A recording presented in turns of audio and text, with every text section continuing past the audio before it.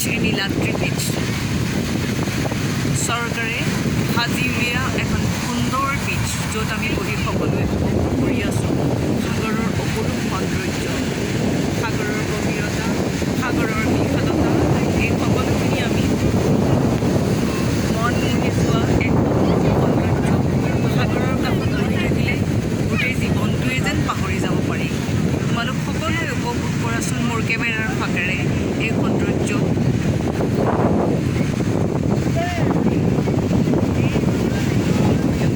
সন্ধিয়াৰ লগে লগে সাগৰৰ বিশাল হৈ আকৃতি আৰু গভীৰ হৈ যায়। সাগৰৰ এই বিশাল ঢৌফালে চাই চাই আমি সকলো আপোন পাহৰা হৈ যাওঁ।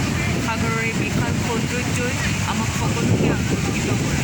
সেয়েহে মই তোমালোকৰ কাৰণে সাগৰৰ এই সৌন্দৰ্য উপভোগ কৰিবৰ কাৰণে লৈ আহিছোঁ এই ভিডিঅ'টি। এইখন নীলাদ্ৰি বীচ, পুৰীৰ এখন উল্লেখযোগ্য বীচ চৰকাৰে সজাই তুলিছে।